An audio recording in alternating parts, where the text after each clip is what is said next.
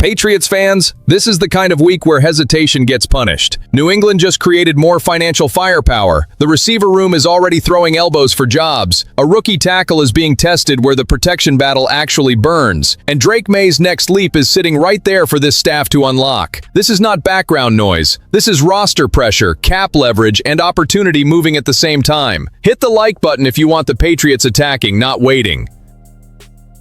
This Onwenu move is exactly the kind of front office punch people miss if they only stare at the headline. Mike Onwenu did not vanish from the roster. He did not become a problem. He and the Patriots reworked the final year of that 3-year, $57 million extension from 2024, and New England walked out with $7.5 million in new cap space for 2026. That matters. That is not loose change. That is ammunition. Onwenu was originally lined up to play on a $16 million salary this season. Now the structure changes. $2.95 million in salary, a $6 million signing bonus, and what basically turns into a one-year, $10 million setup. His deal drops from the second highest among interior offensive linemen to 9th. And according to Miguel Benzan, the Patriots are sitting at $42.5 million in cap space entering July. Tell me that does not make your antenna go up, because the player taking this rework is not some fringe body. This is Mike Onwenu, 6th-round pick from Michigan in 2020, 103 total games for New England, played every one of the 21 games last season, led the team with 1,346 offensive snaps, and did it after opening the year as the only returning starter up front. Right guard, right tackle, whatever the building needed, he has taken the hits. That is the type of veteran you do not casually alienate.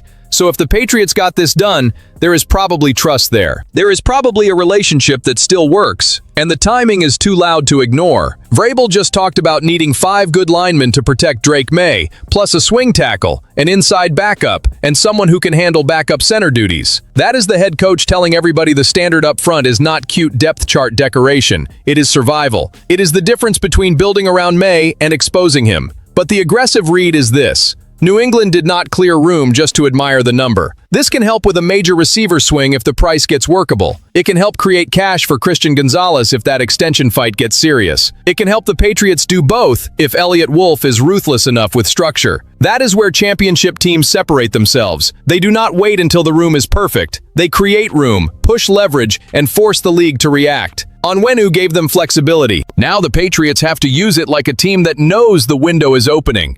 And while the money side is heating up, the field already started exposing who is ready to fight and who is just living off reputation. DeMario Douglas showed up in that first OTA practice open to the media and grabbed the spotlight the hard way by catching the football again and again. 4 receptions on 5 targets, most catches of the day, more than Romeo Doubs. Drake Maye kept finding him, and one long crossing route had reporters saying it could have gone for a touchdown in a real game. That is not a Super Bowl parade. Nobody should lose their mind over one spring practice. But do not dismiss it either, because for Douglas, this was not just a nice Tuesday. This was a player under pressure punching back before training camp even begins. The receiver room is not soft anymore. If Doubs is treated like the top option unless a bigger trade lands, everybody behind him has to fight for oxygen. Kayshon Boutte is in the mix. Mac Hollins is in the mix. Kyle Williams is in the mix. Efton Chisholm is in the mix. And Douglas, whether fans like it or not, may be battling for his job. That is brutal because this is a player who has already shown he can separate, create underneath, stress leverage, and give Maye a quick answer when the pocket gets messy. The problem is not talent. The problem is usage. We saw this movie before. There was real belief that Josh McDaniels coming back could finally unlock Douglas because that kind of slot weapon should make sense in an offense built on timing, option routes, spacing, and matchups. Instead, it took too long for him to get real involvement. When he finally got chances, he made plays. But making plays and earning a stable role have not been the same thing for him in New England. So here is where I get aggressive about it. The Patriots cannot keep asking Drake Maye to carry the offense while useful weapons sit in the margins. If Douglas keeps winning in practice, reward it. If he keeps getting open, feed it. If he is the guy Maye trusts on crossers, choice routes, third downs, and quick game answers, then stop treating him like a decorative piece. Make the defense cover him. Now, there is another layer. Special teams could be his escape hatch. If the receiving numbers get tight, return value may help him stay alive on the roster. But that cannot be the only conversation if he keeps producing with the offense. At some point, performance has to matter louder than projection. The Patriots wanted competition. Good. Then let competition cut both ways. If a bigger name is quiet and Douglas is loud, the depth chart should feel that. This summer is going to tell us whether New England is serious about merit or whether the receiver room is already half decided before the pads even come on. The offensive line story gets even more serious when you look at Caleb Lomu, because this is where the Patriots have to be honest with themselves. They did not draft him in the first round to decorate the sideline. They drafted him because protecting Drake Maye is no longer a rebuild slogan. It is the job. It is the standard. It is the thing that can decide whether this offense becomes dangerous or gets dragged into unnecessary chaos. At rookie minicamp, Lomu worked at left tackle, the same spot he played at Utah. But in the first open OTA practice, New England started moving the picture. Lomu spent most of his day on the right side, working into the starting unit at right tackle and rotating with veteran Morgan Moses. That is not a small detail. That is the team testing whether the rookie can force a real conversation immediately. Vrabel had already hinted at it before practice.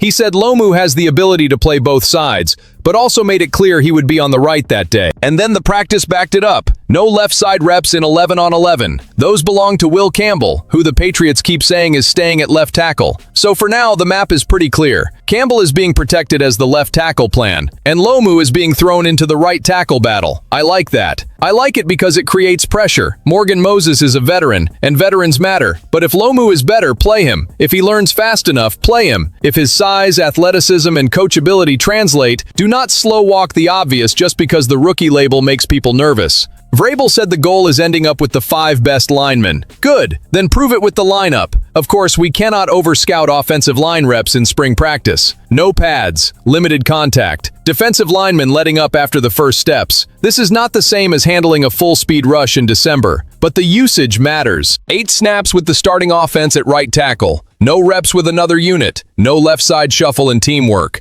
That tells you the Patriots are not casually experimenting. They are getting information on a possible starting answer. And that is the debate for the fan base right now. Would you rather let Lomu develop behind Moses or throw him into the fire if he looks like one of the 5 best? Because I am telling you, the Patriots cannot be sentimental up front. Not with Maye. Not after injuries hit Campbell and Jared Wilson late last season. Not with this team trying to protect an MVP caliber quarterback and keep the AFC title standard alive. The line has to be earned, not inherited. Now we get to the part that should make every Patriots fan sit up straight. Drake Maye is not being talked about like a young quarterback who just needs to survive anymore. He is being talked about like a weapon that can get sharper, faster, meaner, and harder to defend. Brian Hoyer laid it out to Mike Reese, and coming from him, that matters because Hoyer lived inside the Josh McDaniels system. He knows the difference between memorizing the playbook and actually owning it. Hoyer said early in his career he knew the what, but the why took time. By the end with McDaniels, he understood the reason behind every call. That is the level Maye is chasing now. Not just execute the play, understand why it is being called, what the defense is trying to steal, where the answer is supposed to appear, and when to punish a look before the defense even realizes it is exposed. That is where the leap lives. Maye already had the physical gifts. The arm is real, the movement is real. The ability to escape and create is real. Hoyer called the athleticism the wild card, and he is right. Last year, Maye did a strong job knowing when to use it, but if his mind speeds up inside McDaniels' offense, that athleticism becomes nastier, because now defenses are not only dealing with a quarterback who can run, they are dealing with a quarterback who knows when the structure is working, when the structure is broken, and when the defense has lost contain for one fatal second. That is a nightmare if New England builds this correctly. And that is why all the other stories connect back to him. The Onwenu move creates flexibility to strengthen the roster around Maye. The Douglas battle matters because Maye needs receivers who separate and earn trust.